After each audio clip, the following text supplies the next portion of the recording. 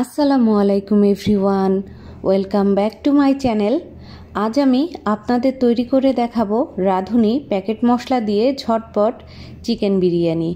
এই পদ্ধতিতে যে কেউ খুব সহজেই চিকেন বিরিয়ানিটা বাড়িতে তৈরি করে নিতে পারবেন। আর এর স্বাদ কেমন হবে আপনি নিজে একবার তৈরি করলেই বুঝতে পারবেন কতটা মজার। তো চলুন রেসিপিটি শুরু করি। এখানে আমি চুলা অন করে একটা প্যান গরম করে এতে দিয়ে দিলাম হাফ কাপ পরিমাণ সয়াবিন তেল, আর এই তেলের মধ্যে দিয়ে দিলাম 1 কাপ পরিমাণ পেঁয়াজ কুচি। পেঁয়াজটা বেরেস্তার মতো করে ভেজে নিলাম। এবার আমি পেঁয়াজে দিয়ে দিব হাফ কাপ পরিমাণ পানি। এতে করে পেঁয়াজটা আর ওভারকুক হয়ে যাবে না। তো পানিটা দিয়ে খুব ভালোভাবে পেঁয়াজের সাথে মিশিয়ে নিতে হবে। এবার আমি দিয়ে দিব 1 টেবিল চামচ পরিমাণ আদা বাটা, 1 টেবিল চামচ পরিমাণ রসুন বাটা, হাফ টেবিল চামচ পরিমাণ লাল মরিচের গুঁড়া।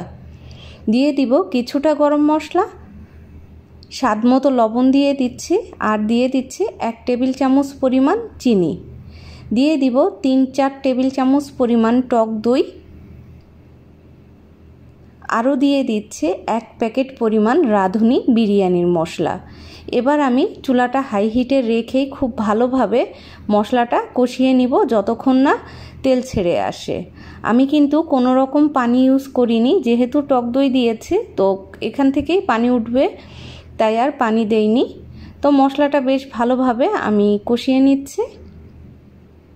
তো দেখুন মশলাটা কিন্তু খুব সুন্দরভাবে কষানো হয়ে গেছে।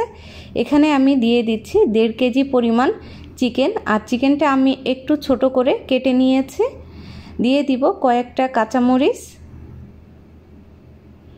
এবার আমি খুব ভালোভাবে মশলার সাথে মিশিয়ে নিচ্ছি, আর চিকেনটা প্রায় 4-5 মিনিটের মতো কষিয়ে নিতে হবে। তো দেখুন খুব সুন্দরভাবে আমি চিকেনটা কষিয়ে নিচ্ছি। চিকেনটা ভালোভাবে মশলার সাথে কষিয়ে নেওয়া হয়ে গেলে আমি ঢাকনা দিয়ে এটা রান্না করে নিব 5 মিনিটের মতো, আর চুলাটা মাঝারি হাই হিটে থাকবে। 5 মিনিট হয়ে গেছে, আমি আবারও চিকেনটা একটু নেড়ে চেড়ে দিচ্ছি। আমি কিন্তু এই চিকেন রান্নায় কোনো রকম কোনো পানি ইউজ করছি না, যেহেতু টক দই দিয়েছে আর চিকেন থেকে তো নিজস্ব একটা পানি উঠবেই। তো এজন্য কিন্তু আমি আর কোনো রকম পানি ইউজ করছি না। তো আমি আবারও ঢেকে দিচ্ছি 5 মিনিটের জন্য। 5 মিনিট হয়ে গেছে, আমি ঢাকনা খুলে নিচ্ছি। দেখুন চিকেন থেকে কিন্তু বেশ কিছুটা পানি উঠেছে। তো এই পর্যায়ে আমি আরও কিছুক্ষণ কষিয়ে নিচ্ছি। কষানো হয়ে গেছে, এবার আমি দিয়ে দিব এর মধ্যে 1 টেবিল চামচ পরিমাণ টমেটো সস।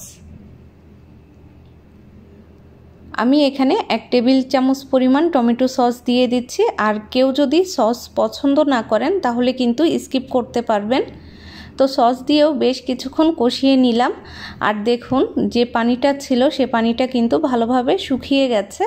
এবার আমি চিকেনটা তুলে নিচ্ছি একটা ডিশে। তো সব চিকেনগুলো আমি একে একে তুলে নিচ্ছি।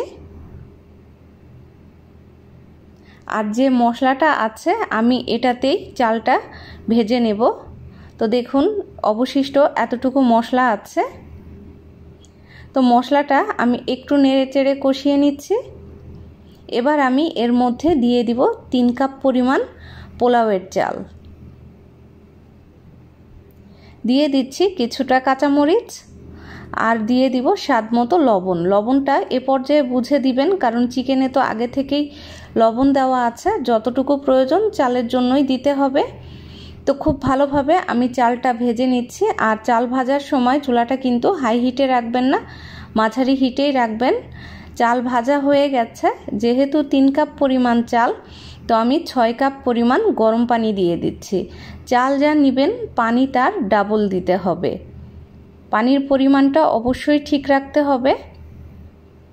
তো আমি খুব ভালোভাবে চালের সঙ্গে পানিটা মিশিয়ে নিচ্ছি, আর এই পর্যায়ে চুলাটা একেবারে হাই হিটে করে দিব। হাই হিটে করে ঢাকনা দিয়ে রান্না করে নিব 5 মিনিটের মতো, অথবা যতক্ষণ না পানিটা শুকিয়ে আসে। তো হাই হিটে থাকবে এ পর্যায়ে। তো ফিরে আসব পানি শুকানোর পর। তো দেখুন পানিটা কিছুক্ষণের মধ্যেই কিন্তু শুকিয়ে যাবে। এবার আমি ঢাকনা খুলে নিচ্ছি আর চুলাটা লো হিটে করে দিতে হবে।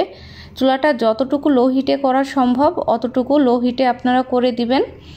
তো লো হিটে করে দিয়েছি। এবার আমি চালটা একটু নেড়ে চেড়ে নিচ্ছি আর এর মধ্যে দিয়ে দিব আগে থেকে যে চিকেনটা আমি রান্না করে রেখেছিলাম সেই চিকেনটা দিয়ে আমি পোলাওয়ের চালের সাথে খুব ভালোভাবে মিশিয়ে নিব। এ পর্যায়ে এই মেশানোর কাজটা খুব ভালোভাবে করতে হবে যাতে করে চাল এবং মশলা খুব ভালোভাবে লেগে যায়।